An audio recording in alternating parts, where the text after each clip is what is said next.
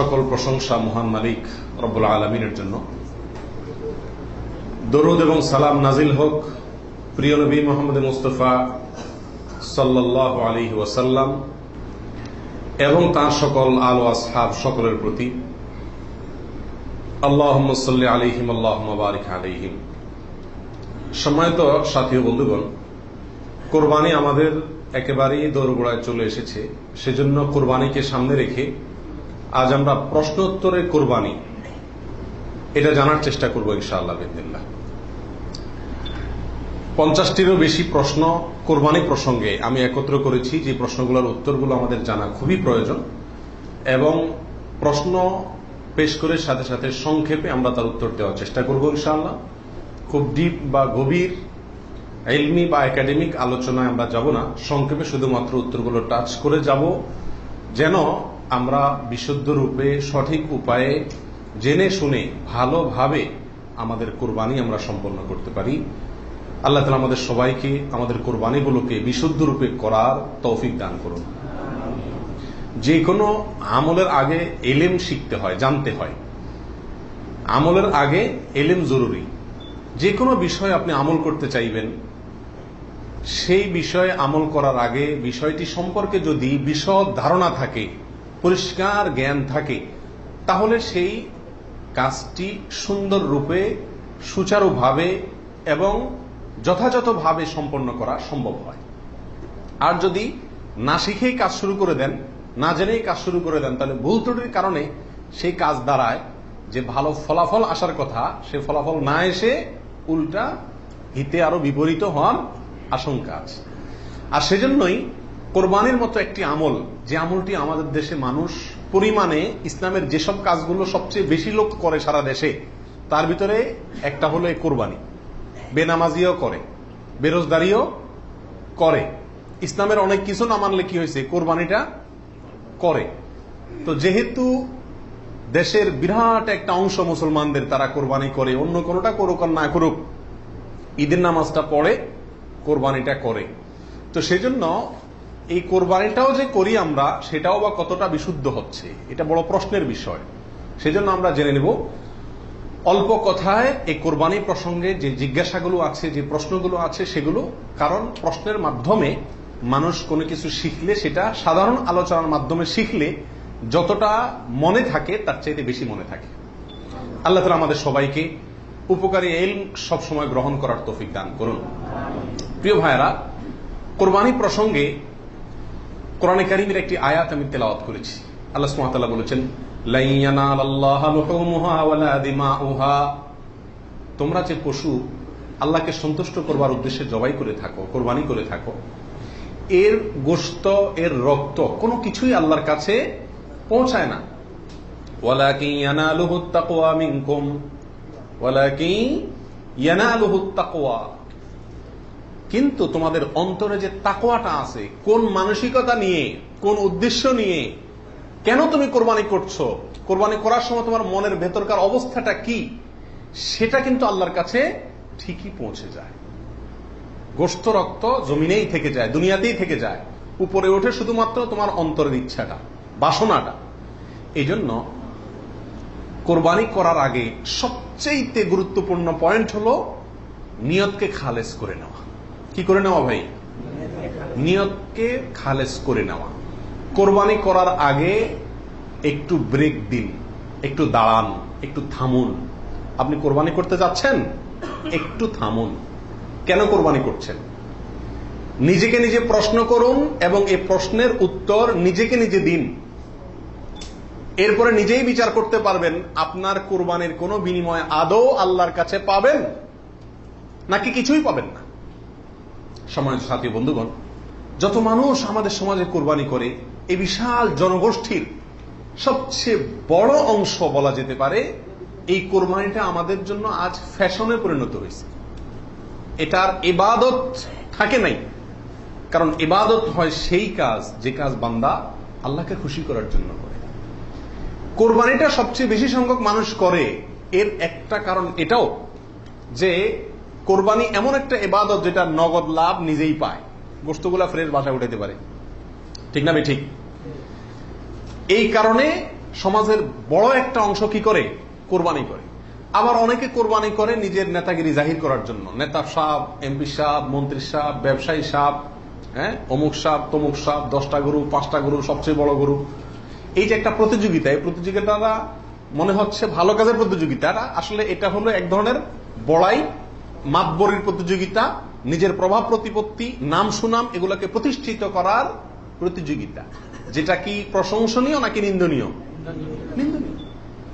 এই জন্য ভাইরা আমার, কোরবানি করার আগে প্রথম একটু থেমে নিজেকে প্রশ্ন করতে হবে, আমি কেন কোরবানি করছি? আমি কি মানুষকে দেখাবার জন্য করছি না আল্লাহকে সন্তুষ্ট করার জন্য করছি? এই বিষয়টি নিজেকে নিজে প্রশ্ন করে এর ইতিবাচক এবং সঠিক উত্তর বের করে আনতে হবে, তারপরে কোরবানির দিকে পদক্ষেপ নিতে হবে। আল্লাহ তাআলা আমাদের সবাইকে বিশুদ্ধ রূপে সঠিকভাবে কোরবানি করার তৌফিক দান করুন। প্রিয় ভাইরা আমার, এবার আমরা চলে যাই প্রশ্ন উত্তরে সরাসরি। প্রথম প্রশ্ন হলো, কোরবানি কি? কোরবানি এটি উর্দুতে ব্যবহার হয়ে থাকে ত্যাগের অর্থে। কোরবানি করা, যে কোনো কাজের জন্য কোরবানি করা মানে কি করা? ত্যাগ করা। এই পশু কোরবানিকে কোরবানি বলা হয় এই জন্য যে এই কোরবানিটাও আসলে মূলত কি? ত্যাগেরই শিক্ষা বহন করছে। ইব্রাহিম আলাইহিস সালামের ত্যাগের স্বাক্ষর এই পশু কোরবানি। এর মাধ্যমে ইব্রাহিম আলাইহিস সালাম যে আল্লাহর জন্য বিশাল বড় ত্যাগ করেছিলেন, আল্লাহর কথাকে মানতে গিয়ে নিজের জীবনের সবচেয়ে বড় পরীক্ষার সম্মুখীন হয়েছিলেন এবং তিনি ত্যাগ করে পরীক্ষা উত্তীর্ণ হয়েছেন। এই কোরবানি যেহেতু তার স্বাক্ষর, সেই জন্য ওই আমাদের সমাজে উর্দুতে সচরাচর যে কোরবানি এই শব্দটি ব্যবহার হয় সেটাই প্রচলিত আছে, অর্থাৎ ত্যাগ করা, কোরবানি। আর আরবিতেও কোরবান শব্দটি আছে, যেটা কোরআনে আল্লাহ তাআলা ব্যবহার করেছেন। আদম আলাইহিস সালামের দুই ছেলে কাবিল এবং হাবিল, তারা উভয়ে আল্লাহর কাছে আল্লাহর সন্তুষ্টির জন্য তারা সাদাকা পেশ করেছিল, নৈকট্য অর্জন করার জন্য। আল্লাহ বলেছেন ইত্তাকাররাবা কুরবানান, তারা উভয়ে যখন কোরবান পেশ করছে, যে কোরবান শব্দ কোরআনেও আছে, অর্থাৎ তারা উভয়ে এমন বস্তু পেশ করেছে যার মাধ্যমে আল্লাহর নৈকট্য অর্জন করা যায়। সেই অর্থে কোরবান মানে হলো আল্লাহর কাছে নৈকট্য অর্জন করার মাধ্যম বা উপায়, অর্থাৎ ত্যাগ করা অথবা আল্লাহর কাছে নৈকট্য অর্জন করার মাধ্যম। এ হলো কোরবানির সংক্ষিপ্ত শাব্দিক পরিচিতি। আর ইসলামী শরিয়াতে কোরবানি বলা হয় জিলহজের 10 তারিখে এবং তার পরবর্তী যে দিনগুলোতে কোরবানি করা যায় সেই দিনগুলোর ভেতরে কোনো পশু, অনুমোদিত পশু যেগুলো জবাই করলে সওয়াব হয় দিনগুলোতে, সেগুলোকে আল্লাহকে সন্তুষ্ট করার উদ্দেশ্যে জবাই করার নাম হলো কোরবানি। এ হলো ইসলামী শরিয়ার পরিভাষায় কোরবানির মোটামুটি একটি সংজ্ঞা। দ্বিতীয় প্রশ্নে চলে যাই আমরা, কখন কিভাবে কোরবানি শুরু হয়েছিল? এই কোরবানি শুরু হয়েছিল সর্বপ্রথম ইব্রাহিম আলাইহিস সালামের মাধ্যমে। আল্লাহ সুবহানাহু ওয়া তাআলা ইব্রাহিম আলাইহিস সালামকে স্বপ্নের মাধ্যমে নির্দেশ করেছিলেন নিজের সন্তানকে জবাই করার জন্য। আর সন্তান জবাই করা, এই কঠিন নির্দেশটি আল্লাহ সুবহানাহু ওয়া তাআলা করেছেন ইব্রাহিম আলাইহিস সালামকে। তাকে আল্লাহ তাআলা যত কঠিন পরীক্ষা করেছিলেন, এত কঠিন পরীক্ষা তার আগে আর কোন নবীর প্রতি আল্লাহর পক্ষ থেকে ছিল না। জীবনের পদে পদে পরীক্ষা, পরিবার সহ রেখে আসো মক্কায়, কেউ নাই সেখানে, কোনো আবাদি নাই, পাহাড়ি এলাকা, ছোট দুধের বাচ্চা সহকারে নিজের স্ত্রীকে রেখে চলে আসো। বাহ্যিকভাবে অযৌক্তিক নির্দেশ আল্লাহ সুবহানাহু ওয়া তাআলা, সেটাও তিনি মেনেছেন এবং পরীক্ষা পাশ করেছেন। আল্লাহ বলেছেন ওয়াইদ ইবতালা ইব্রাহিম রাব্বুহু বিকালিমাতিন ফাআতাম্মাহুন, প্রতিটা পরীক্ষা তিনি কি করেছেন? পাশ করেছেন। তো কোরবানির প্রেক্ষাপট হলো সংক্ষেপে এই অল্প কথায়, আল্লাহ সুবহানাহু ওয়া তাআলা ইব্রাহিম আলাইহিস সালামকে তার নিজের সন্তানকে আল্লাহ সন্তুষ্টির উদ্দেশ্যে জবাই করার জন্য, কোরবানি করার জন্য নির্দেশ করেছেন। আল্লাহ সুবহানাহু ওয়া তাআলা তার সন্তানের জবাই করতে আসলে চান নাই, আল্লাহ চাইছেন তার মনের পরীক্ষা নিতে, যে আল্লাহর নির্দেশ মানতে গিয়ে তার সর্বোচ্চ ত্যাগটাও তিনি করতে পারেন কিনা। তিনি আলহামদুলিল্লাহ পরীক্ষায় পাশ করেছেন, তিনি রাজি হয়েছেন, গেছেন, ছেলেও পাশ করছে, মায়েও পাশ করছে। ছেলের মাও রাজি, ছেলেও রাজি, বাপও রাজি। তো আল্লাহ সুবহানাহু ওয়া তাআলা গোটা পরিবারেরই পরীক্ষা নিছেন বলা যেতে পারে, এবং সবাই পরীক্ষা কি করছে? পাশ করছে। জবাই করতে গেছেন, আল্লাহ সুবহানাহু ওয়া তাআলা ছেলে তো জবাই হতে দিবেন না, এটা তো ছিল একটা পরীক্ষা মাত্র। আল্লাহ সুবহানাহু ওয়া তাআলা সেখানে অন্য একটা পশু, দুম্বা বা এই জাতীয় কোনো পশু আল্লাহ সুবহানাহু ওয়া তাআলা দিয়ে দিলেন। অন্য একটা পশু ওই ছেলের জায়গায় আল্লাহ তাআলা দিয়ে দিলেন, ছুরি উনি চালালেন, এরপরে দেখলেন যে ছেলে দাঁড়ায় আছে, পশু জবাই হয়েছে। এ হলো কোরবানির সূচনা। প্রথম পশু কোরবানি, আজকে আমরা যে কোরবানি করছি এর সূচনা ছিল এভাবে। কার মাধ্যমে? ইব্রাহিম আলাইহিস সালাতু ওয়াস সালামের মাধ্যমে। সেই কোরবানি আমাদেরকে কি শিক্ষা দেয় ভাই? সেই কোরবানি আমাদেরকে শিক্ষা দেয়, আল্লাহ সুবহানাহু ওয়া তাআলা যখন কোনো কাজের জন্য নির্দেশ করবেন, আল্লাহর গোলাম হিসাবে, আল্লাহর নুন খাই সেই হিসাবে নিঃশ্বাস গ্রহণ করছি, ছাড়ছি, প্রতি মুহূর্তে মুহূর্তে আল্লাহর নিয়ামতের সাগরে হাবুডুবু খাচ্ছি। আল্লাহই সৃষ্টি করেছেন, তার হাতেই জীবন মরণ সবকিছু।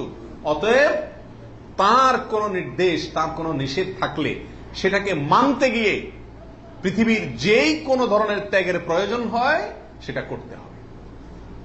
নিজের সন্তানকে জবাই করার মতো কঠিন নির্দেশও পালন করতে ইব্রাহিম আলাইহিস সালাম দ্বিধা করেন নাই। আল্লাহ সুবহানাহু ওয়া তাআলা কি করছেন, তাকে এর মাধ্যমে তিনি পাশ করেছেন এবং আল্লাহ সুবহানাহু ওয়া তাআলা তার মর্যাদা সমুন্নত করেছেন। এ হলো কোরবানির মূল শিক্ষা। আল্লাহর নির্দেশ, সেটা যত কষ্টই হোক মানতে, সেটা মানার জন্য সব ধরনের ত্যাগ করতে প্রস্তুত থাকা, এটা হলো কি ভাই? কোরবানির শিক্ষা। আর ওখান থেকেই কোরবানিটা শুরু হয়েছে।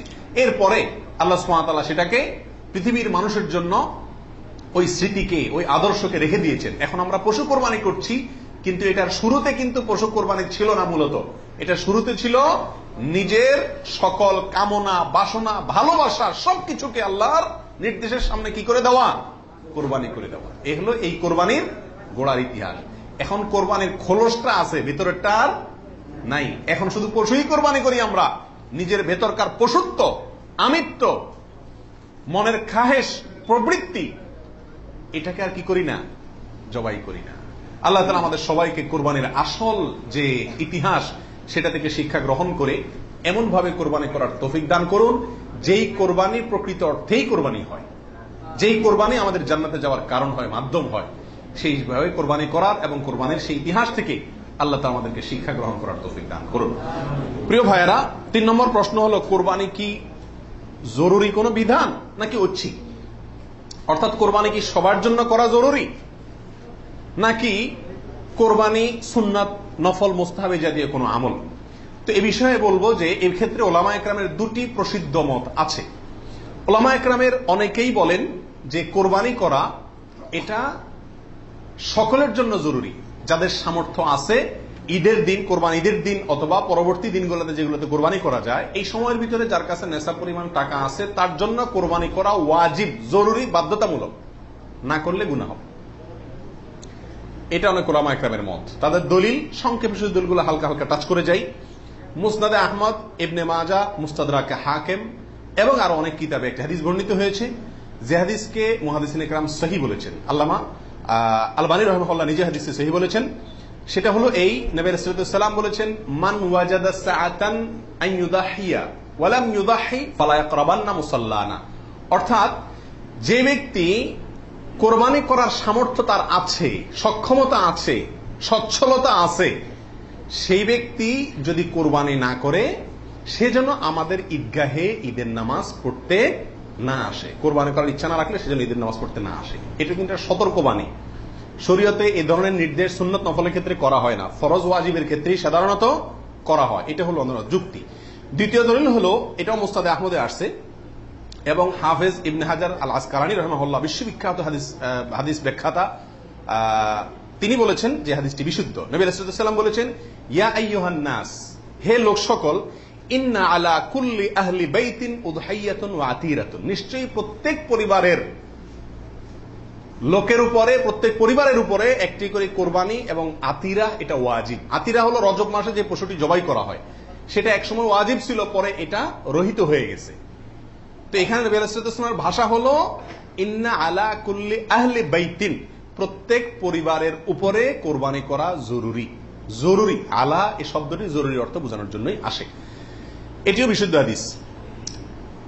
তাহলে আরো অনেকগুলো হাদিস আছে এই জাতীয়, যে হাদিসগুলোর আলোকে ওলামা ইকরামের একটা অংশ বলেন যে এই কোরবানি ওয়াজিব। ইমাম আজম আবু হানিফা রাহিমাহুল্লাহর মত এটা। এর বিপরীতে অনেক ওলামা ইকরাম বলেন কোরবানি করা ওয়াজিব নয়, এটা সুন্নাতে মুআক্কাদা। সুন্নাতে মুআক্কাদা মানে কি? সুন্নাত কিন্তু খুবই গুরুত্বপূর্ণ সুন্নাত, বিনা কারণে এটা ছাড়া মাকরুহ, অপছন্দনীয়, ভালো কাজ নয়। সুন্নতে মুআক্কাদা এবং ওয়াজিবের সাথে খুব বেশি তারতম্য নাই, কাছাকাছি গুরুত্বের বিচারে প্রায়। সাহাবীদের ভিতরে অনেক প্রসিদ্ধ সাহাবী তারা কোরবানি করতেন না, ওয়াজিব মনে করবে মানুষ এই ভয়, এরকম কোন কোন বর্ণনা পাওয়া যায়। তারপরে কোন কোন বর্ণনা যারা বলে এটাকে সুন্নাতু আবিকুম ইব্রাহিম এই জাতীয় শব্দ ব্যবহার করেছেন। এসব কারণে ওনারা সুন্নত বলেন, সুন্নতে মুআক্কাদা বলেন। যাই হোক, সর্বসাকুল্যে এই কোরবানি খুবই গুরুত্বপূর্ণ একটি বিধান, এটা হলো নিশ্চিত। ওয়াজিবের মতটা গ্রহণ করলে এটা বেশি সতর্কতা হয় এবং ইখতিলাফ এবং মতপার্থক্যের ঊর্ধ্বে উঠা যায় এবং অনেকগুলো বর্ণনা এর পক্ষে রয়েছে। 4 নম্বর প্রশ্ন হলো, কোরবানি কয়টা করতে হয়? এই প্রশ্নটা আজকাল এই জন্য করতে হচ্ছে যে এখন আমরা সমাজে কোরবানির সংখ্যা বাড়ানোর জন্য এক ধরনের প্রতিযোগিতা খেয়াল করতেছি। 3টা গরু, 5টা গরু, 7টা গরু, এমপি সাহেব, মন্ত্রী সাহেব, ব্যবসায়ী সাহেব, বিভিন্ন সাহেবরা করে কি করে না, এমনকি আমরাও একটা গরু একটা ছাগল, কারণ কেউ গরুর গোশত পছন্দ করে, কেউ ছাগল গোশত পছন্দ করে ঘরে, যার কারণে দুইটাই দিতে হয়, অথবা গরুতে 1 ভাগ দিতে হয়, আবার আলাদা ছাগল দিতে হয়। এই যে কোরবানির সংখ্যা বাড়ানোর একটা প্রবণতা আছে, আসলে ইসলামী শরিয়া কি বলে? কোরবানির পশু বা কোরবানির সংখ্যা কতগুলো হওয়া জরুরি? এর উত্তর হলো যে কোরবানি মূলত একটি কোরবানি যথেষ্ট। একাধিক কোরবানি হওয়া এটা কিনা জরুরি না। নবী আলাইহিস সালাতু ওয়াস সালামের ব্যাপারে সুনানে তিরমিজিতে একটা হাদিস আসছে, যেটা ইমাম তিরমিজি হাসান বলেছেন, অন্যান্য উলামা একরাম অনেকে যঈফ বলেছেন।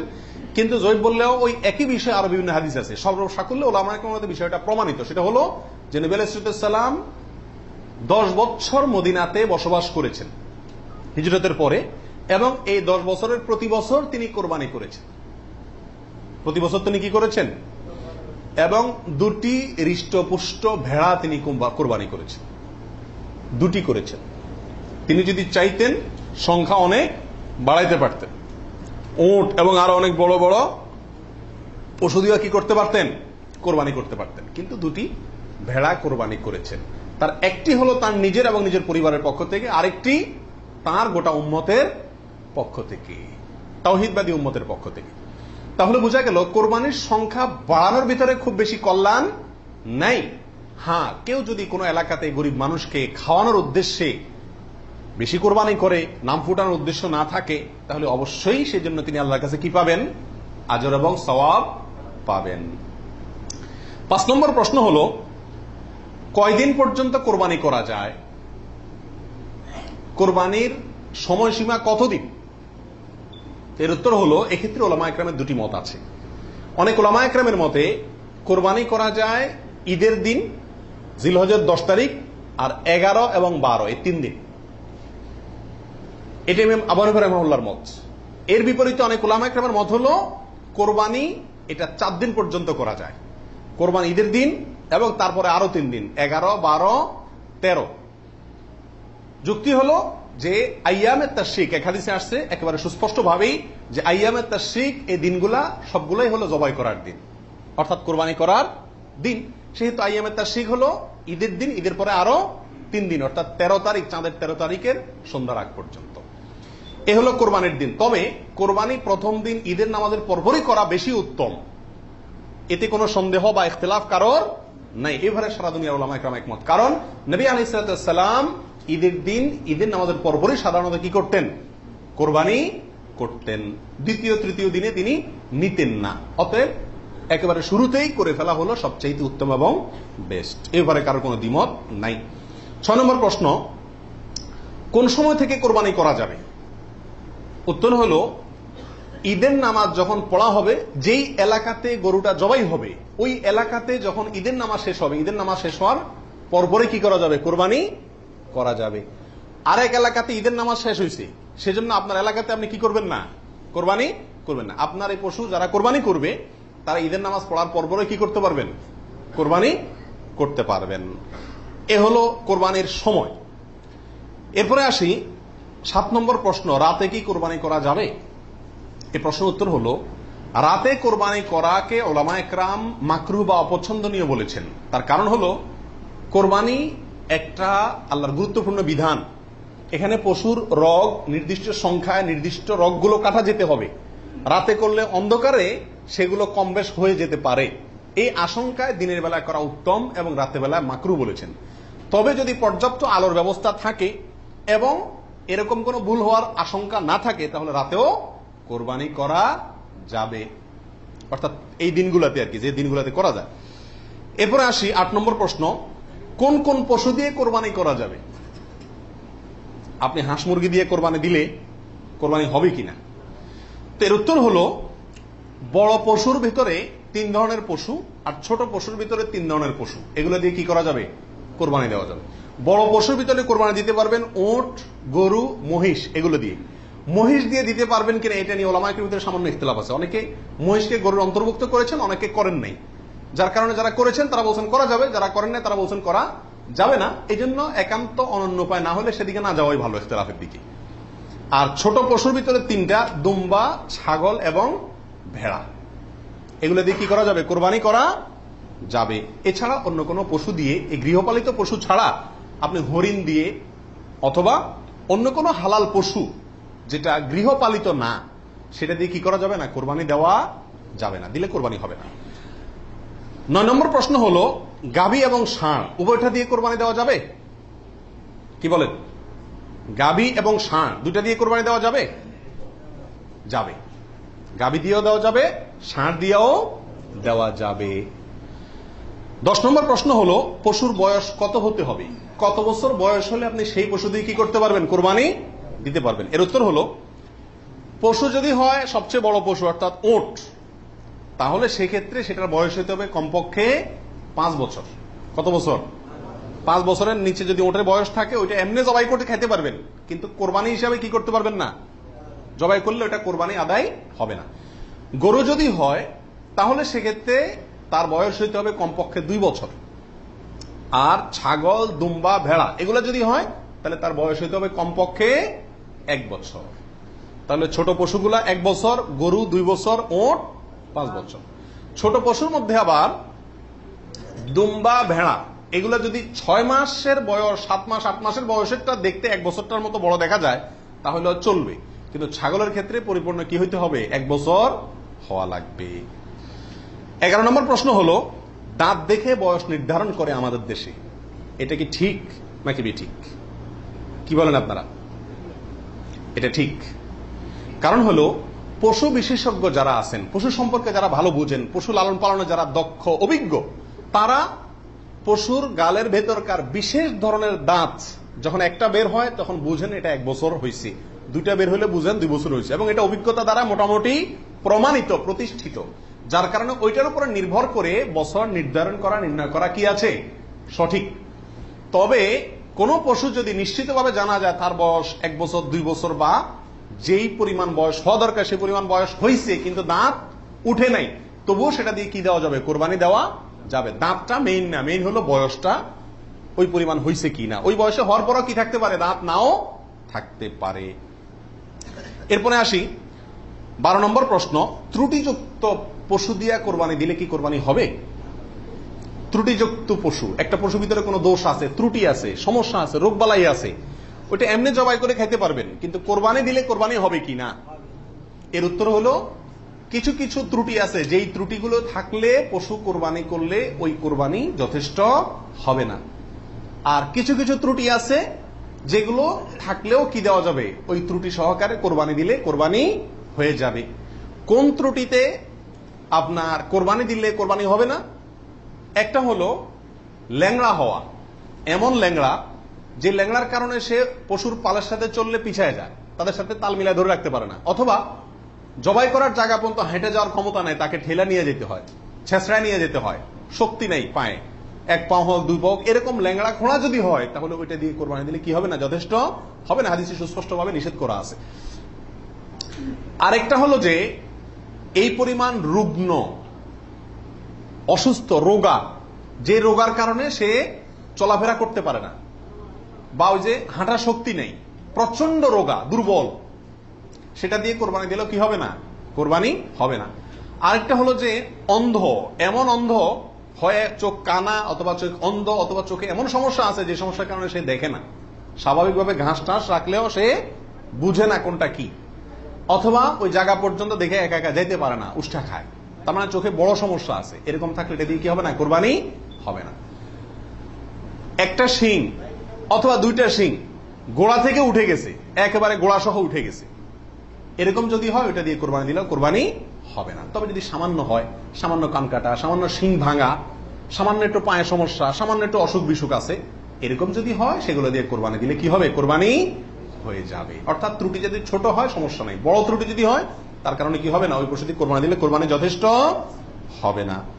13 নম্বর প্রশ্ন হলো, কেনার পর যদি ত্রুটি দেখা যায় তাহলে কি করবে? আপনি ভালো পশু কিনে নিয়ে আসলেন, কোরবানি করবেন, রেখে দিচ্ছেন, খাওয়াচ্ছেন, হঠাৎ করে দেখা গেল চোখের সমস্যা, যে কোনো কারণে পা ভেঙে গেছে, বড় ধরনের সমস্যা হয়েছে, তখন কি করবেন? উত্তর হলো, যদি আপনি গরিব মানুষ হন তাহলে সেক্ষেত্রে যেটা আছে ওইটাই জবাই করবেন। আর যদি আপনার সামর্থ্য থাকে তাহলে সেক্ষেত্রে আপনার ওইটার বদলে আরেকটা পশু কিনে সেটাকে কি করবেন? কোরবানি করবেন। এরপরে আসেন 14 নম্বর প্রশ্ন, কোরবানির দিন হাঁস মুরগি জবাই করা জায়েজ আছে কিনা? আমাদের দেশে অনেকেই গ্রামের দেশে বলেন যে কোরবানির দিনগুলোতে, ঈদের দিনে কি করা যায় না? হাঁস মুরগি জবাই করা যায় না। আসলে কতটা সঠিক? উত্তর হলো, এটা সম্পূর্ণ ভিত্তিহীন বানোয়াট কথা। এর কোন গ্রহণযোগ্য ভিত্তি ইসলামী শরিয়াতে নাই। বরং কোরবানি ঈদের দিনে কেউ চাইলে হাঁস বা মোরগ কি করতে পারবে? জবাই করতে পারবে। তবে যদি এটাকে কোরবানির নিয়তে করে যে আমার তো গরু ছাগল দেওয়ার সামর্থ্য নাই, আমি মুরগি দিয়েই দিলাম কোরবানি, তাহলে সেক্ষেত্রে এই জবাই কি হবে না? জায়েজ হবে না। কারণ এই পশু দিয়ে কি হবে না? কোরবানি হবে না। এমনি গোশত খাওয়ার জন্য যদি জবাই করে তাহলে ঈদের দিনেও জবাই করাতে কোনো সমস্যা নাই।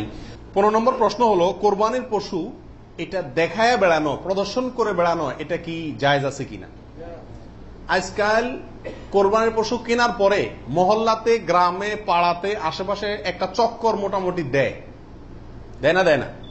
শুধু দেয় না, আপনার ওইটার গলায় একটা মালা লাগায়, হ্যাঁ, পারে না একটা সাইনবোর্ড লাগায় দেয় কার এটা সেটা, এবং তারপরে ওই গরুকে নিয়ে পুরো এলাকাতে ঘুরা, এরপর বলে যে এটা কার গরু, বলে অমুকের গরু। এরকম একটা প্রথা মোটামুটি অঘোষিত ভাবে চালু আছে না নাই?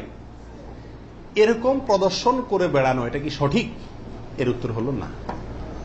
এই প্রদর্শনটা সাধারণত হয়ে থাকে জাহির করার জন্য, সবাইকে দেখানোর জন্য।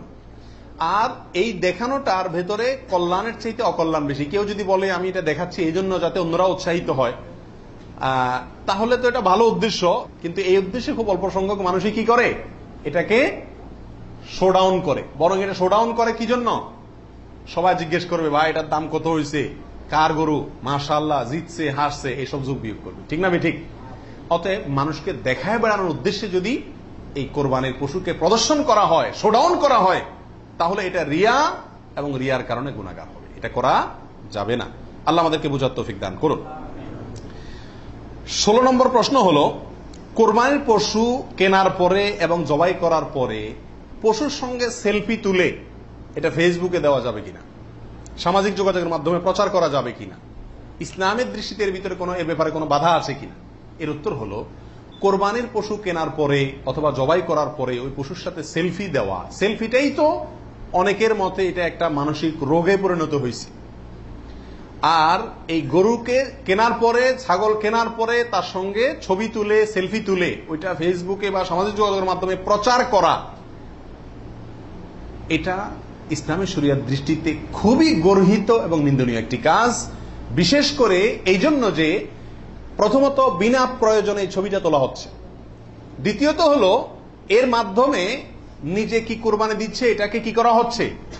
জাহির করা হচ্ছে, প্রচার করা হচ্ছে। বাহবা কি আল্লাহর কাছ থেকে নিতে চান না মানুষের কাছ থেকে নিতে চান? আল্লাহর কাছ থেকে যদি নিতে চান তাহলে ওইটাকে প্রচার করে মানুষের কাছে লাইক কমেন্ট পাইলেন, সেই আশায় এটাকে আপনার লাইক কমেন্টের ব্যবসায়, বিজনেসের পুঁজি হিসাবে খাটাইলেন। আল্লাহর কাছে তার বিনিময় পাওয়ার আশা করা বড় কঠিন। এই জন্য এই গরুর সাথে সেলফি তোলা, বিশেষ করে জবাই করার পরে রক্ত সহকারে ছবি তোলা, এগুলো কোন অবস্থাতেই ইসলামের শরিয়ার দৃষ্টিতে খুব একটা ভালো কাজ নয়। এগুলো থেকে আমাদের মিথ্যা বিরত থাকা উচিত, মনে করা উচিত এটা একটা ইবাদত। এটা কি ইবাদত? ইবাদতের ক্ষেত্রে তামাশা বা যা মনে চাইলে তা করলাম, ফাইজলামতি করলাম, এর কোনো সুযোগ নাই। আল্লাহ আমাদেরকে বোঝার তৌফিক দান করুন। 17 নম্বর প্রশ্ন হলো, ভাগে কোরবানি দেওয়া যাবে কিনা? এটা একটা গুরুত্বপূর্ণ প্রশ্ন আজকালকার যুগে। কারণ কোন কোন ওলামা একরাম বলছেন ভাগে কোরবানি দেওয়া যাবে না, বরং গরু হোক আর ওট হোক, যত বড় পশুই হোক, দিলে একজনের পক্ষ থেকে দিতে হবে, 7 ব্যক্তির পক্ষ থেকে যথেষ্ট হবে। এই যে কথা প্রচলিত আছে, এটাকে অনেক কোন কোন ওলামা একরাম কি করছেন? অস্বীকার করছেন, আসলে সঠিক কোনটা। এ ব্যাপারে আগেই বলেছি যে একাডেমিক আলোচনা খুব বেশি লম্বাচড়া করার ইচ্ছা নাই এবং সুযোগও নেই। শুধু সংক্ষেপে এটুকু বলবো, সব যুগেই সবচাইতে বেশি সংখ্যক ওলামাদের মতে, বলা যায় প্রায় সবার মতে, সমস্ত ওলামা ইকরামের মতেই বলা যেতে পারে প্রায়, গরুর ক্ষেত্রে একটা গরু 7 জন ব্যক্তির পক্ষ থেকে কি হবে, কোরবানির জন্য যথেষ্ট হবে। এক্ষেত্রে বিচ্ছিন্নভাবে যে 2-1 আলেম বলছেন যে গরু হোক আর ওট হোক একজন থেকে হবে, 7 জন থেকে হবে না, তাদের যুক্তিগুলা খুবই ঠুনকো এবং খুবই দুর্বল। নবী আলাইহিস সালাম যে সফরে একাধিক ব্যক্তিকে কোরবানিতে অংশগ্রহণের সুযোগ দিয়েছিলেন, তারা বলেন যে এটা সফরের জন্য নির্দিষ্ট, অথচ নবী আলাইহিস সালাম সেটা নির্দিষ্ট করেন নাই, এটা ওনারা নির্দিষ্ট করছেন। নবী আলাইহিস সালামের কোন নির্দেশ সফরে হোক, হাজারে হোক, সফরের বাইরে হোক, যে কোনো নির্দেশ সাধারণত ব্যাপকভাবেই সবার জন্য সব সময়ের জন্য প্রযোজ্য হয় যদি কোরআন এবং সুন্নাহর কোন বর্ণনা দ্বারা নবী আলাইহিস সালাম নিজে ওইটাকে নির্দিষ্ট না করে দেন। তিনি সফরে যদি কোনো নির্দেশ করেন, ওই সফরের বাইরের জন্য সেটা কার্যকর হবে কি হবে না? যদি কেউ সফরের জন্য নির্দিষ্ট করতে চায় তাহলে তার জন্য পৃথক দলিলের প্রয়োজন। বিধায় এটাই হলো বেশিরভাগ ওলামা ইকরামের মত। বিচ্ছিন্নভাবে কোনো আলেমের মত থাকতে পারে, কিন্তু সে 1-2 আলেমের কথা না শুনে সংখ্যাগরিষ্ঠ ওলামা ইকরামের মতের উপর আমল করবেন। গরুর ক্ষেত্রে 7 জনের পক্ষ থেকে যথেষ্ট হবে। তবে একটা কথা এখানে বলতেই হবে, সেটা হলো উত্তম হলো একাকি দেওয়া, ভাগে না দিয়ে কি দেওয়া, একাকি দেওয়া। এক্ষেত্রে কারোর কোনো দ্বিমত নাই, একাকি দিতে পারলে সেটা সবচেয়ে বেস্ট এবং ভালো। 18 নম্বর প্রশ্ন হলো, পরিবারের সব সদস্য বা একাধিক সদস্য যদি সামর্থ্যবান হয় তাহলে সবাই দিবে, নাকি গোটা পরিবারের পক্ষ থেকে একজন দিলেই চলবে?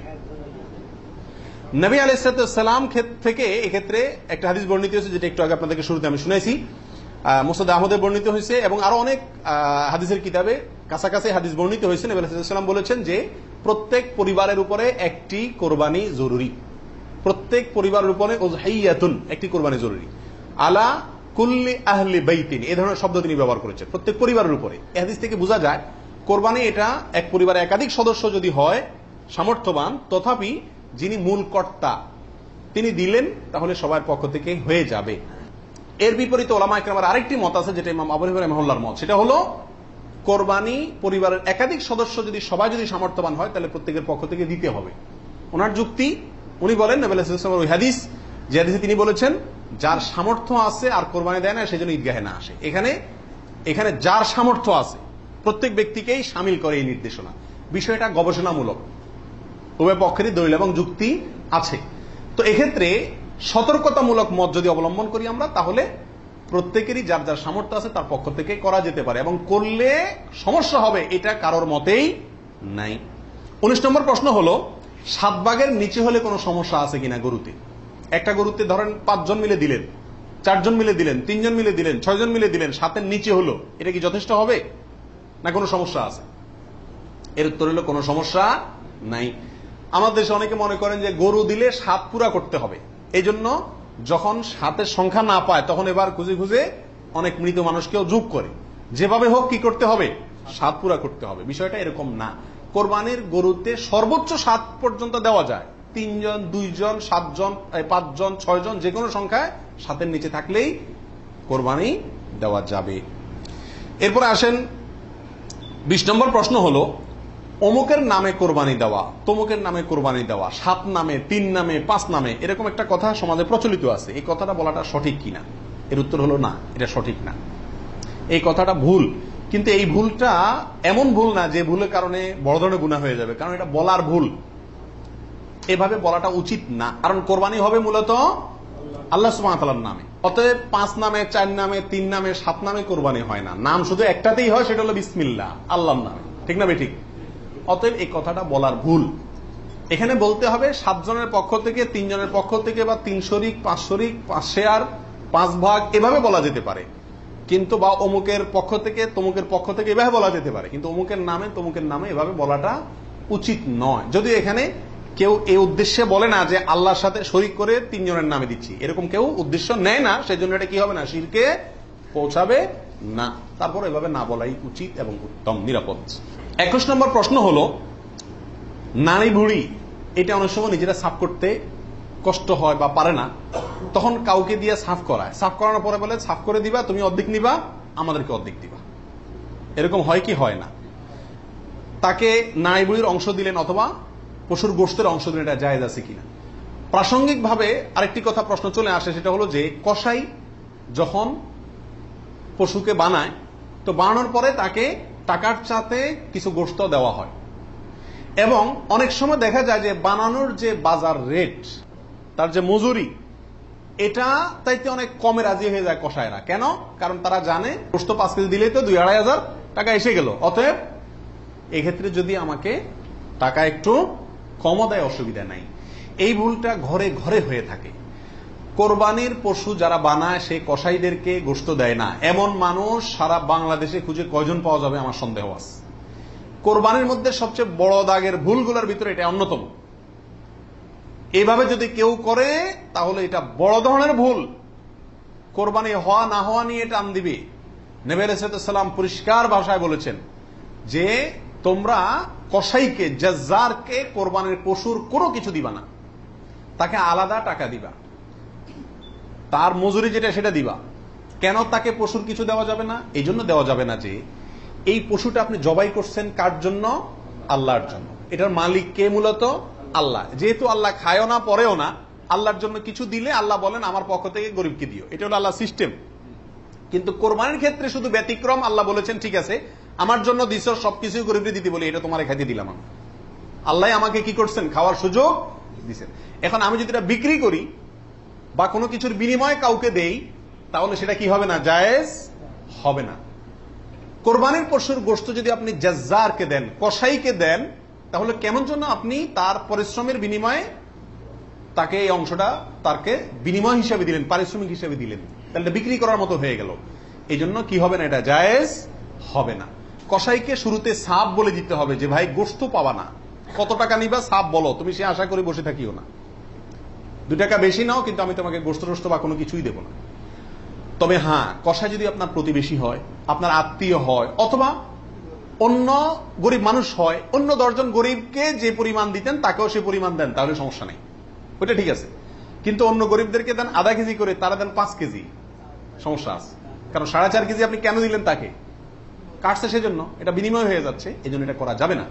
অতএব নাড়ি বুড়িও যদি কেউ সাফ করে, তাকেও কি দেওয়া যাবে না? ওই নাড়ি বুড়ি সাফের বিনিময়ে নাড়ি বুড়ির অর্ধেক বা গরুর কোনো অংশ তাকে দেওয়া যাবে না। সাফ করলে সাফের বিনিময়ে তাকে ক্যাশ টাকা দিয়ে দিবেন। কথা বুঝতে পারছি? নাড়ি বুড়ি যদি দিতে হয় তাহলে গরিব মানুষ হিসাবে দিলেন, সেটা ভিন্ন কথা, কিন্তু এজ এ তার কাজ পারিশ্রমিক হিসাবে কি করতে পারবেন না? দিতে পারবেন না। এটা বড় বহুলের ভিতরে একটা, এবং এটা প্রচুর পরিমাণে মানুষকে সচেতন করা দরকার ব্যাপারে। 22 নম্বর প্রশ্ন হলো, কোরবানির ভাগিদারদের মধ্যে কারো ইনকাম হারাম অথবা উদ্দেশ্য অসৎ, গোশত খাওয়ার উদ্দেশ্য আছে না নেই? কোরবানি না দিলে ছেলে মেয়েগুলা কার দিকে চেয়ে থাকবে, কোরবানি না দিলে নতুন আত্মীয় তারা কি বলবে, ব্যয়ের বাড়িতে রান কেমনে পাঠাবো, এরকম অনেক উদ্দেশ্য থাকে কি থাকে না? সারা জীবন দিয়ে আসছি, এবছর না দিলে সমাজে মুখ থাকে না, মানুষ কি বলবে, এই মানসিকতা নিয়ে কোরবানি অনেকে দেন না। এরকম যদি কেউ আপনার ভাগিদারদের মধ্যে, অংশীদারদের মধ্যে থাকে, অথবা কেউ যদি কোরবানি করে তার ইনকাম হারাম, আর সে হারাম ইনকাম থেকেই দেয়, অনেকের হারামও আছে হালালও আছে, সুদও খায় ঘুষও খায়, আবার বেতনও আছে হালাল, তাহলে সেটা ভিন্ন। একজনে কোরবানির পশুতে হারাম ইনকাম ইনভেস্ট করছে আপনি জানেন, অথবা তার উদ্দেশ্য অসৎ, তাহলে এই পশুতে আপনি এবং আরো যে কয়জন অংশগ্রহণ করবে কারোর কোরবানি হবে না। এই জন্য অংশীদার এবং কোরবানির ভাগী নেওয়ার ক্ষেত্রে বহু হিসাব নিকাশ করে নিতে হবে। যে ব্যক্তি গোশতের ধান্দায় বা অন্য কোনো ধান্দায় করে তাকে ভাগীদার নেওয়া যাবে না। কথা বুঝে আসছে?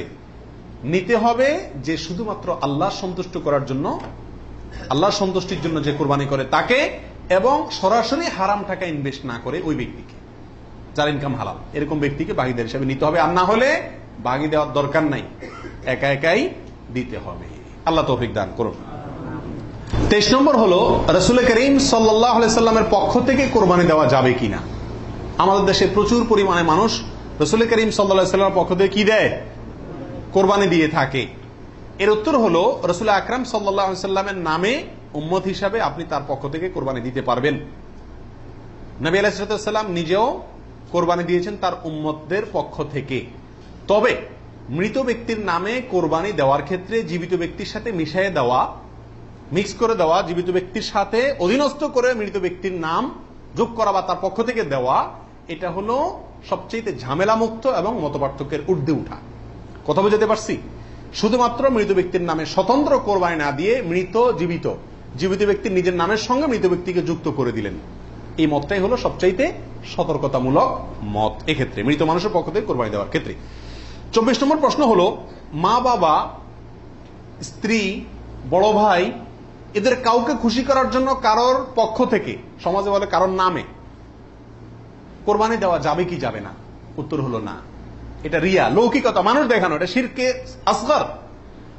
আমাদের সমাজে একটা সমস্যা দেখা দেয় কোরবানির সিজন আসলে। কথার কথা, একটা পরিবারে আপনি একটা গরুতে একটা অংশ কোরবানি দিবেন অথবা ছাগল কোরবানি দিবেন, সেক্ষেত্রে মা চায় যে আমার নামে দেখ, মানে আমার পক্ষ থেকে দেখ, বাপে চায় যে আমার পক্ষ থেকে দেখ।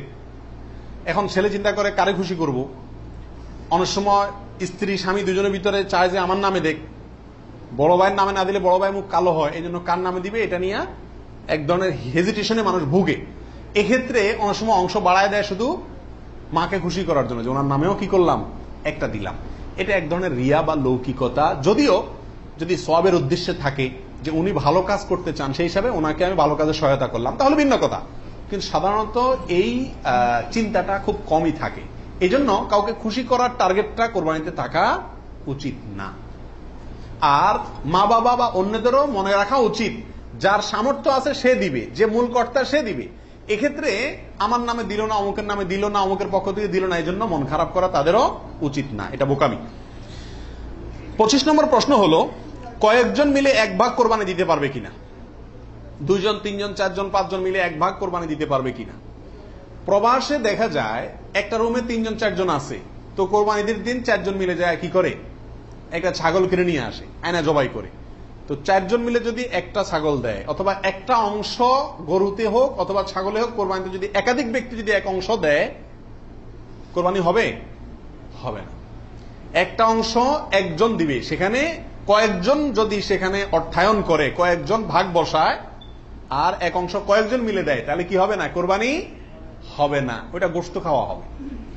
প্রবাসে যারা, যেসব ভাইয়েরা, লক্ষ লক্ষ ভাইয়েরা প্রবাসী আছেন, দেখা যায় যে 5 জন, 6 জন, 7 জন একটা রুমে আছেন, তো তারা সবাই মিলে একটা ছাগল কিনে এনে গোশত খান, কোরবানি তাদের উদ্দেশ্য থাকে না।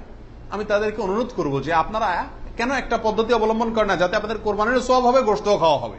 সেটা হলো এই, আপনাদের 6 জনের মধ্যে সবাই টাকাটা একজনকে মালিক বানায় দেন, যে ভাই আপনি সিনিয়র মানুষ বা আপনি বড় ভাই, আপনাকে আমরা সবাই মিলে 100 করে 500 রিয়াল দিলাম, আপনি এই টাকা দিয়ে একটা ছাগল আয়না কোরবানি করেন। উনি ওনার জন্যই কোরবানি করলো, আপনারা সবাই টাকাটা দিলেন, তাহলে আপনারা যে সহায়তা করলেন সব পেলেন কি পেলেন না? আর ওনার কোরবানিটাও হয়ে গেল, গোশতও খাওয়া হয়ে গেল, একসাথে সবগুলা পাখি এক ডিলে মারা গেল। আর যদি সবাই ঈদের দিনই জবাই করবেন ছাগল, তাহলে কোরবানি কেন করবেন না? একটু চালাক হলেই কোরবানির সওয়াবটাও হয়ে যাচ্ছে, গোশত খাওয়াটাও হয়ে যাচ্ছে। প্রবাসী ভাইদের ভিতরে এই সমস্যাটা প্রচুর পরিমাণ দেখা যায়, যে 5-6 জন মিলে ছাগল কিনে কোরবানির নিয়ত কেউই করে না, অথবা সবাই মিলে কোরবানির নিয়ত করে, যার দুইটাই কি ভুল। 26 নম্বর প্রশ্ন হলো, কোরবানির টাকা অন্য কেউ যদি দিয়ে দেয়, তাহলে কোরবানি হবে কিনা? আমি গরিব মানুষ, আমি কোরবানি করতে চাচ্ছি, অথবা সামর্থ্যবান, আমাকে একজনে টাকা দিয়ে দিল যে আপনাকে একটা ছাগল দিয়ে দিলাম, অথবা আপনার ছাগলের টাকা দিয়ে দিল যে আপনি কোরবানি দিয়েন। আমার পক্ষ থেকেই কোরবানি দেওয়ার জন্য কেউ আমাকে টাকা দিয়ে সহায়তা করলো, হেল্প করলো, এতে আমার কোরবানি দিলে কোরবানি হবে কি হবে না? কি বলেন আপনারা? হবে। যদি কেউ টাকা দিয়ে আপনাকে কোরবানির জন্য সহায়তা করে, ছাগল কিনে দিল, গরু কিনে দিল, কোরবানির অংশের টাকা দিয়ে দিল, আপনার পক্ষ থেকে কোরবানি দেওয়ার জন্যই আপনাকে টাকা দিছে, তার টাকা দিয়ে আপনি নিজে কোরবানি দিলেন নিজের পক্ষ থেকে, এটাতে কোনো অসুবিধা নাই। যে কোনো অর্থনৈতিক ইবাদতে অর্থটা যদি দ্বিতীয় পক্ষ দিয়ে দেয়, অন্য কেউ দিয়ে দেয়, এবং তার টাকা দিয়ে আপনি ইবাদতটা করেন, তাহলে জায়েজ আছে। যেমন আপনি হজ করবেন, আপনি ওমরা করবেন, আপনাকে হজের টাকাটা আমি দিয়ে দিলাম, আপনি হজ করবেন আমি দিয়ে দিলাম, আমি এটা আমার পক্ষ থেকে করার জন্য দেই না, আপনার হজ আপনি করেন, আমি টাকা দিয়ে দিলাম, হেল্প করলাম আপনাকে, অথবা কিছু হেল্প করলাম, এটাতে কোনো অসুবিধা নাই। ওমরার ক্ষেত্রেও নাই, ঠিক কোরবানির ক্ষেত্রেও অন্য কেউ টাকা দিলেও আপনার পক্ষ থেকে কোরবানি করার জন্য যদি অর্থায়ন করে বা সহায়তা করে বা টাকা দেয়, সেই টাকা দিয়ে আপনি কোরবানি দিলে কি হবে? আপনার কোরবানি হয়ে যাবে। 27 নম্বর প্রশ্ন হলো, লোন করে কোরবানি করা যাবে কিনা, হাওলাত করে ঋণ করে কোরবানি করা যাবে কিনা? এর উত্তর হলো যাবে, যদি সেই ঋণের টাকাটা দেওয়ার মতো ব্যবস্থা বা ইচ্ছা সদিচ্ছা থাকে, তাহলে ঋণ করেও কি দেওয়া যাবে? ঋণ করে ভালো কাজ করা যায়। 28 নম্বর প্রশ্ন হলো, ঋণগ্রস্ত ব্যক্তির জন্য কোরবানি দেওয়া উত্তম নাকি ঋণ দেওয়া উত্তম? উত্তর হলো ঋণ দেওয়া উত্তম, কারণ কোরবানির চাইতে তার জন্য ঋণের গুরুত্ব বেশি। সে যদি ঋণগ্রস্ত হয়, তার জন্য কোরবানি ইসলামী শরীয়তে তার জন্য কোরবানি না, তার জন্য ঋণ দেওয়া জরুরি। সে ঋণ পরিশোধ করবে, এরপরে টাকা থাকলে কোরবানি দিবে, না থাকলে কোরবানি দিবে না। কিন্তু আমাদের আজকাল অবস্থা হলো, ঋণ থাকলেও আমরা কোরবানি দিই, কারণ না দিলে মুখ রক্ষা হয় না, ছেলে মেয়ে কার দিকে চেয়ে থাকবে, গোশত কোত্থেকে খাবে। অতএব এগুলা কোরবানি না, এগুলা নিছক গোশত খাওয়া এবং ফুর্তি। 29 নম্বর প্রশ্ন হলো, হাজী সাহেবদের জন্য দেশে কোরবানি করা জরুরি কিনা? যারা হজ করতে আসছেন, তারা দেশে তাদের পক্ষ থেকে কোরবানি দিতে হবে কিনা? উত্তর হলো না। হাজী সাহেবরা যারা আসছেন, তারা হজ করতে এসে হজের পরে তারা দমের শকর দিচ্ছেন, শুকরিয়া স্বরূপ যে দম দিচ্ছেন, যেটাকে আমরা কোরবানি বলি, এখানে দিচ্ছেন, তাদের জন্য দেশে তাদের পক্ষ থেকে আর কোরবানি দেওয়া কিনা জরুরি না। তাছাড়া তারা মুসাফির অবস্থায় মুসাফির ব্যক্তির জন্য কি দিতে হয় না? কোরবানি দিতে হয় না। 30 নম্বর প্রশ্ন হলো, বিয়ের অলিমার গোশত সংগ্রহের জন্য কোরবানি করা জায়েজ আছে কিনা? আমাদের দেশে উল্লেখযোগ্য সংখ্যক বিয়ে হয়ে থাকে কোরবানিদের পরে। আপনারা খেয়াল করবেন, আগদা হয়তো আগে পরে হয়, খাওয়ান দাওয়ানের অনুষ্ঠান হয় কোরবানিদের পরে।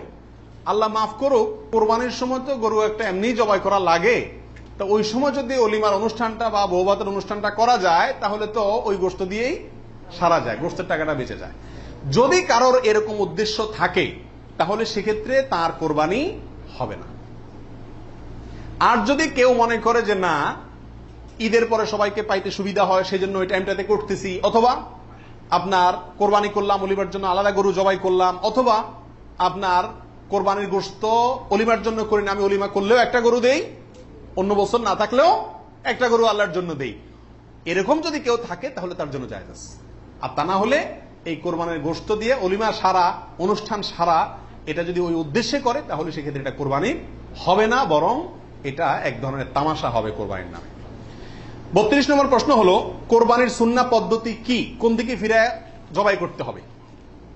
এর উত্তর হলো, কোরবানির সুন্নাহ সম্মত পদ্ধতি হলো, পশুকে মাথা দক্ষিণ দিকে দিয়ে পাও কেবলামুখী করে তারপরে বিসমিল্লাহি আল্লাহু আকবার বলে কি করতে হবে? জবাই করতে হবে। জবাই করার ক্ষেত্রে সাধারণত পশুর কানকে গলার দিকে টেনে ধরলে যে জায়গায় এসে কান থামে, ওই জায়গা বরাবর যদি ছুরি চালানো হয়, তাহলে খুব দ্রুত পশুর জবাই হয়ে যায়, কষ্ট কম হয়, হাঁডি টাডির উপরে যায় না সাধারণত। বাকি এই জায়গাটা ধরে যেখানে হাড্ডি নেয় সেখানে ছুরি চালানো এবং পশ্চিম দিকে ফিরিয়ে দক্ষিণমুখী করে করা। যদি কেউ অন্য কোনো দিকে ফিরে করে ফেলে, তাহলেও তার কোরবানি হয়ে যাবে, কিন্তু এটা সুন্নাহর খেলাফ হলো। রাসূল আকরাম সাল্লাল্লাহু আলাইহি ওয়াসাল্লাম থেকে এভাবে কোরবানি করাটাই প্রমাণিত আছে।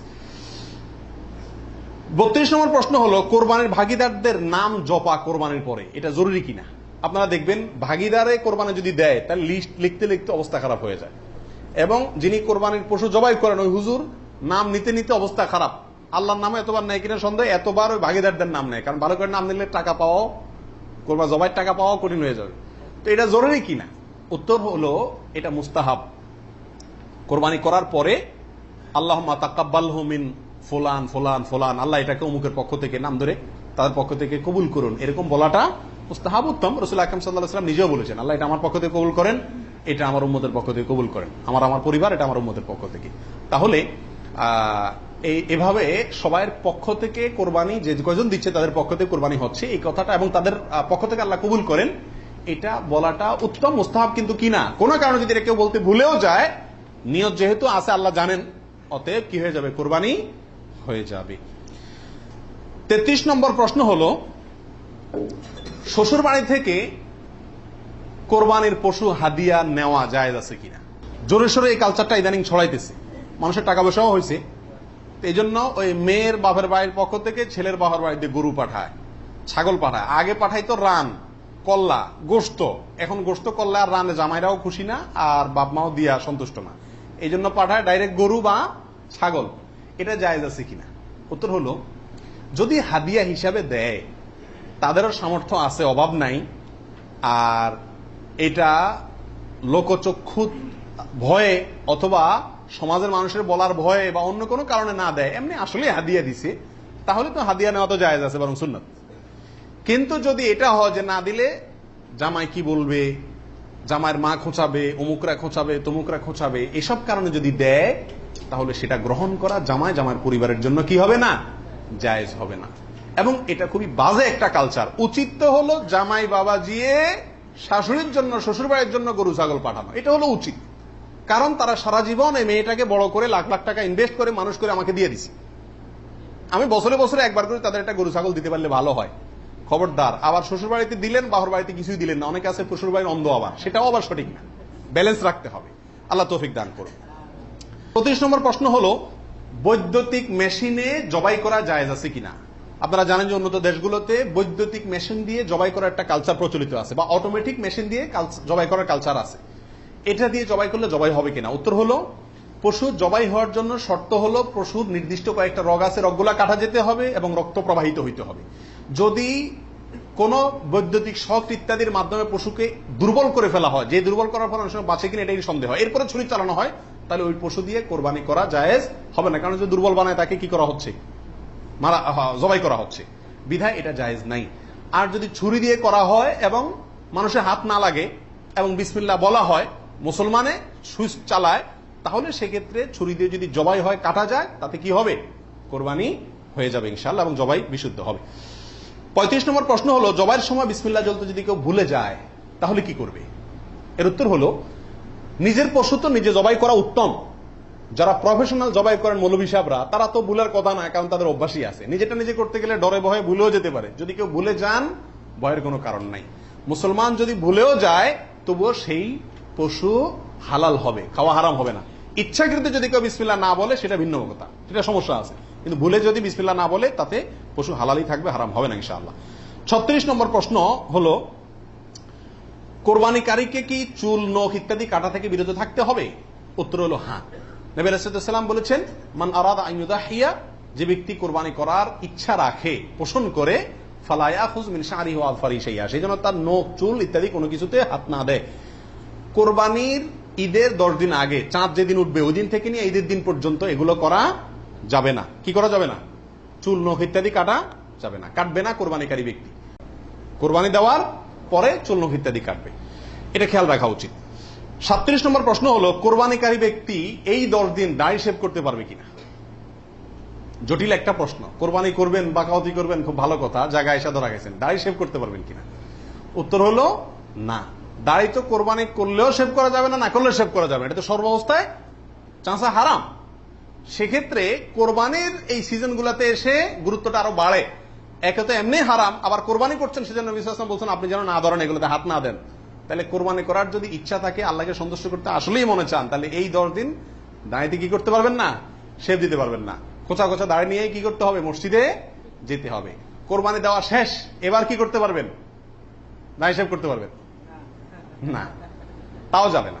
আল্লাহ আমাদের বোঝার তৌফিক দান করুন। 38 নম্বর হলো, কোরবানির গোশত দিয়ে দিনের প্রথম খানা খেতে হয়, এই কথাটা কতটুকু সঠিক? উত্তর হলো পুরাই সঠিক। রাসূল আকরাম সাল্লাল্লাহু আলাইহি সাল্লাম থেকে বর্ণিত হয়েছে যে তিনি ঈদুল আজহাতে, ঈদুল ফিতরের ব্যতিক্রম করতেন। ঈদুল ফিতরে কিছু একটা মিষ্টি খেয়ে, খেজুর টেজুর খেয়ে তারপর ঈদগাহে যেতেন। আর ঈদুল আজহাতে সারাদিন কিছু খেতেন না, কোরবানির পশুর গোশত দিয়ে প্রথম খানা খেতেন দিনের। অতএব আপনি গরু দেন, ছাগল দেন, যেটা দিয়ে কোরবানি করেন, দিনের প্রথম খানা কি দিয়ে হওয়া উত্তম? ওই গোশত দিয়ে হওয়া উচিত। গোশতটা তো আল্লাহকে দিয়ে দিয়েছেন, আল্লাহর নামে জবাই করছেন, আল্লাহ আপনাকে হাদিয়া দিয়েছেন। এই জন্য আল্লাহর হাদিয়ার আগে একটু পেটটা খালি রাখেন, আকর্ষণ করে খান, তাহলে ইনশাআল্লাহ সেটা আপনার জন্য, আপনার আল্লাহর হাদিয়াকে আপনি মূল্যায়ন করলেন, সেটা প্রমাণ হবে। 39 নম্বর প্রশ্ন হলো, পশুর রক্তে নাকি আরোগ্য আছে, কোরবানির পশুর রক্তে, এই কথাটা কতটুকু সঠিক? কোন কোন এলাকাতে আমি নিজের চোখে বহুবার দেখার দুর্ভাগ্য হয়েছি, অনেকে দেখা যায় কোরবানির পশু জবাই করার সময় রক্তগুলা একটা বাড়িতে করে নিয়ে যায় গরম গরম, এরপরে নিয়ে পোলা পানিরে খাওয়ায়। এটা খাওয়াইলে বলে অনেক রোগ বালাই ভালো হয়। বুঝাচ্ছে কথা? এটা সম্পূর্ণ কুসংস্কার। কোরবানির পশুতে কোনো আরোগ্য নাই, এটা ভুল ধারণা, এটা থেকে বেঁচে থাকা উচিত। 40 নম্বর প্রশ্ন হলো, পশুর জান যাওয়ার আগে কি চামড়া ছিলা জায়েজ আছে? উত্তর হলো না। কঠোরভাবে নিষেধ। আমাদের দেশে কসাইরা এবং যারা চামড়া ছিলে নিজেরা অনেক সময় দেখা যায় যান এখনো পুরো বাইর হয় না, রু বাইর হয় না, তার আগেই ওই পায়ের রগ কাটা শুরু করে, চামড়া ছিলা শুরু করে, পুরো নাড়াচাড়া করে। এটা জায়েজ নাই, এটা গুনাহের কাজ। আপনি কোরবানি করছেন ইবাদত, অথচ গুনাহ হচ্ছে সাথে। নবী আলাইহিস সালাম বলেছেন ইন্নাল্লাহা কাতাবাল ইহসান আলা কুল্লি শাই, আল্লাহ সব বিষয়ের প্রতি ইহসান করার নির্দেশ করেছেন। অতএব ফাইদা কাতালতুম ফাআহসিনুল কিতলাতা ওয়া ইযা যাবাহতুম ফাআহসিনুজ যাবিহাতা, তোমরা যখন কোন পশুকে জবাই করবে তখন ওই পশুর প্রতি রহম করিও, ভালো করে ধারটা দিয়ে নিবে। নবী সাল্লাল্লাহু আলাইহি ওয়াসাল্লাম বলছেন যাতে করে তার রু বের হইতে কষ্ট না হয়। সেখানে জীবিত অবস্থায় এখনো মরে নাই, আপনি চামড়া ছিলা শুরু করে দিলেন, এটা খুবই অন্যায় এবং জুলুম। কোন পশু কষাই যদি করে তাকে থামাই দিবেন যে রু যেতে দাও, তারপরে হাত দাও। 41 নম্বর প্রশ্ন হলো কোরবানি আর আকিকা এই দুটো একসাথে দেওয়া যাবে কিনা, এটা কমন প্রশ্ন আমাদের সমাজে। এর উত্তর হলো অনেক উলামায়ে কেরামের মতে দেওয়া যাবে, ফতোয়া শামী ইত্যাদিতে তাই লেখা আছে যে দেওয়া যাবে কোরবানি আর আকিকা একসাথে একই গরুর মধ্যে। আর অনেক উলামায়ে কেরামের মতে দেওয়া যাবে না। দেওয়া যাবে না এর ভিতরে আপনার পাকিস্তানের খুব নামকরা মুফতি ছিলেন মুফতি রশিদ আহমদ রাহিমাহুল্লাহ, আহসানুল ফতোয়ার লেখক।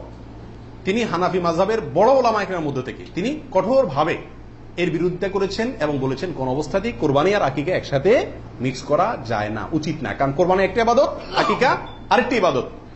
আর তাছাড়া গরু এক অংশে একাধিক ব্যক্তি দিতে পারবে, এটা কোরবানির ক্ষেত্রে নবী সাল্লাল্লাহু আলাইহি ওয়াসাল্লাম বলছেন, আকিকার ক্ষেত্রে বলেন নাই। সেজন্য কোরবানি এবং আকিকা পৃথক হওয়া উচিত। একই দিনে হতে পারে কিন্তু গরুর অংশে কোরবানির না, এই আকিকার কারণ নামের অংশ থাকা উচিত না। এই মতটা বেশি শক্তিশালী এবং বেশি সতর্কতামূলক। 42 নম্বর প্রশ্ন হলো ভিন্ন দেশে কোরবানি করা যাবে কিনা।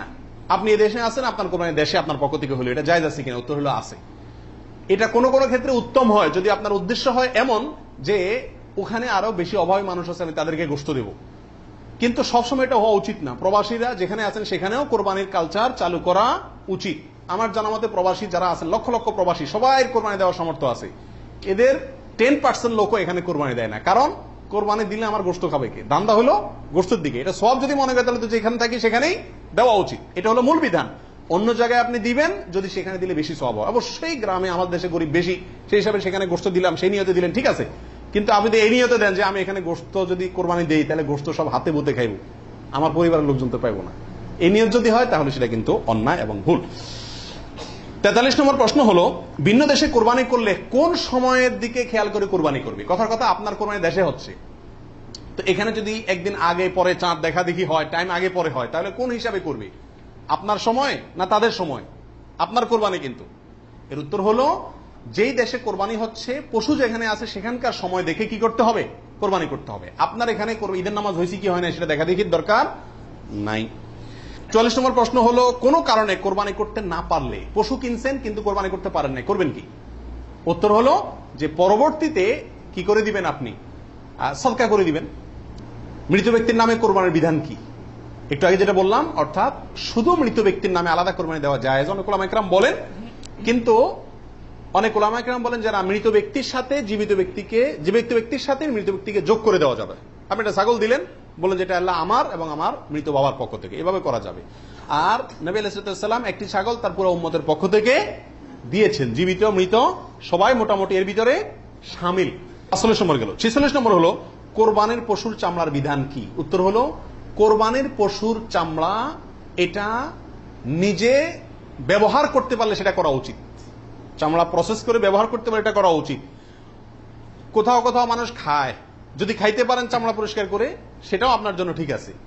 কিন্তু কোরবানির পশুর চামড়া বিক্রি করা হয় আমাদের দেশে বেশিরভাগ ক্ষেত্রে, এই কাজটা অনুত্তম কাজ, অনুচিত কাজ। কেন? কারণ কোরবানির গোশত এটাও বিক্রি করে আপনি টাকাটা দানে করে দিলেন, কিন্তু এটা উচিত না, বিক্রি করবেন না। আপনি হয় সরাসরি গোশত দিবেন, না নিজে খাবেন, দুটার একটা। বিধায় কোরবানির পশুকে আপনার কোনোভাবেই এটার কোনো অংশকে বিক্রি করে তারপর টাকাটা আপনি দানে করে দিলেন, কিন্তু বিক্রি করার দিকে না যাওয়াটাই উচিত। সরাসরি ওই জিনিসটা দান করলে সেটাই বেস্ট। 47 নম্বর প্রশ্ন হলো কোরবানির পশুর কোনো অংশ বিক্রি করা জায়েজ আছে কিনা। চামড়ার ক্ষেত্রে এই কথা চলে আসছে অনেকাংশে, তাও পৃথক করে বলতে হয় যে না, কোরবানির পশুর গোশত, হাড্ডি, বুড়ি কোনো কিছু বিক্রি করা যিনি কোরবানি করছেন তার জন্য জায়েজ নাই, উচিত নাই। তবে যাকে আপনি দান করছেন গরিব মানুষ, সে যদি নিয়ে আবার বিক্রি করে দেয় তার জন্য কি আছে? জায়েজ আছে। কোরবানির পশুর চর্বি অথবা হাড্ডি এগুলা বিক্রি করার একটা প্রথা আছে আমাদের দেশে, এটা করা যাবে না। কোরবানির ঈদের আমি খেয়াল করছি ভ্যানালারা বাইর হয়, অতিরিক্ত চর্বিগুলো আছে এগুলা কেজি দরে কিনে, হাড্ডি কিনে এগুলাকে বিভিন্ন কাজে ব্যবহার করা হয়। তো আমাদের জন্য এগুলা বিক্রি করে নিজে খাওয়ার তো প্রশ্নই ওঠে না। যদি বিক্রি করেই ফেলেন তাহলে এটা দান করে দিতে হবে গরিবকে। আর বিক্রি না করে ওটা হয় এমনি আল্লাহর রাস্তায় কাউকে দিয়ে দিবেন, আর না হলে নিজে খাবেন, ব্যবহার করবেন, বিক্রি করবেন না। 48 নম্বর প্রশ্ন হলো কোরবানির গোশত কিভাবে বন্টন করবেন, কয় ভাগ করবেন? এর উত্তর হলো কোরবানির পশু 3 ভাগে বন্টন করা ওলামা ইকরাম মুস্তাহাব বলেছেন, কিন্তু কোন হাদিসে এর ক্ষেত্রে আলাদা করে এভাবে নির্দেশ করা হয় যে 3 ভাগে করতে হবে। আল্লাহ কোরআনে বলছেন যে ফাকুলু মিনহু, তোমরা কোরবানির পশু থেকে নিজেরা খাও, ওয়া আতইমু আল কানিআ ওয়াল মুতাররা, ধনী গরিব সবাইকে দাও। তাহলে ধনী গরিব 2 ভাগকে দাও, আবার নিজে খাও, 3টাই হয়ে গেল এখানে। এর থেকে 3 ভাগ মোটামুটি ভাবে ইঙ্গিতে বোঝা যাচ্ছে, কিন্তু এটা কোনো জরুরি কিছু না। আর সহিহ মুসলিম হাদিসে আছে নবী সাল্লাল্লাহু আলাইহি ওয়াসাল্লাম বলেছেন তোমরা নিজেরা খাও, আবার রেখেও দাও, আবার দানও করো, অর্থাৎ 3টা করা যাবে। আবার সহিহ মুসলিমের আরেক বর্ণনায় আসছে তোমরা খাও এবং মানুষকে খাওয়াও। তাহলে বোঝা গেল নিজে খাওয়া, অন্যকে দান করা সবগুলাই উত্তম এই কোরবানির গোশতের ক্ষেত্রে। 49 নম্বর প্রশ্ন হলো সমাজের ভাগ বলে একটা ভাগ প্রচলিত, যেটা জায়েজ আছে কিনা। অনেক এলাকাতে কোরবানি করার পরে সমাজের ভাগ উঠায় নেয় জোর করে বা বলা ছাড়া, জোর করা লাগে না, এমনি সবাই দেয়। এটা জায়েজ আছে কিনা? উত্তর হলো এটা উচিত না, এটা অন্যায়। কেন? কারণ আমরা 5 জন মিলে একটা গরুতে অংশগ্রহণ করলাম, দিলাম, এখন সমাজে 1 ভাগ নিয়ে তাদের মতো গরিবকেই দিল তারা, কিন্তু আমার হয়তো অন্য গরিব আছে আত্মীয় স্বজন, আমি তাদেরকে দেবো, কিন্তু তারা তো তাদের মতো দিচ্ছে। এটা উচিত না। আমার গোশতটা আমি কি করবো না করবো সম্পূর্ণ আমাকে স্বাধীনতা দিয়েছে ইসলাম, বিধায় সেখানে এরকম অঘোষিত ভাবে চাঁদাবাজি বা হয়তো অনেকে সন্তুষ্ট হয়ে দেয়, কিন্তু কারোর মনে অসন্তুষ্ট থাকতে পারে। যদি থাকে তাহলে এটা জটিলতা দেখা দিবে। এই জন্য কি হবে না, এটা উচিত হবে না। যার যাটা তাকে ভাগ করতে দেওয়া উচিত এবং উত্তম। 50 নম্বর প্রশ্ন হলো কোরবানির পশু অমুসলিমকে দেওয়া যাবে কিনা। উত্তর হলো কোরবানির গোশত অমুসলিমকে খাওয়ানো যাবে, অসুবিধা নেই, শরীয়তে কোথাও নিষেধাজ্ঞা নাই, অমুসলিমকেও খাওয়ানো যাবে। 51 নম্বর প্রশ্ন হলো কোরবানির গোশত 3 দিনে বেশি রাখা জায়েজ আছে কিনা। উত্তর হলো জায়েজ আছে, 3 দিনে বেশি রাখা যাবে না এমন কোনো কথা নাই। 52 নম্বর প্রশ্ন হলো কোরবানির গোশত শুকায় রাখা জায়েজ আছে কিনা। যে এলাকায় ফ্রিজ নাই তারা শুকায় রাখতে পারবে কিনা। অনেকে বলেন আমাদের দেশে যে কোরবানির গোশত কি কারণ যায় না, শুটকি বানানো যায় না, এতে গরুর কষ্ট হয়, পশুর কষ্ট হয় বা গুনাহ হয়। এগুলা মন গড়া কথাবার্তা, এটা সঠিক নয়। বরং যে কোনো ভাবে আপনি চাইলে কি করতে পারবেন, গোশত রাখতে পারবেন। আল্লাহ সুবহানাহু ওয়া তাআলা আমাদের সবাইকে বিশুদ্ধ রূপে সঠিকভাবে কোরবানি করার তৌফিক দান করুন। জাযাকুমুল্লাহ ওয়া আখিরু দাওয়ানা আলহামদুলিল্লাহ।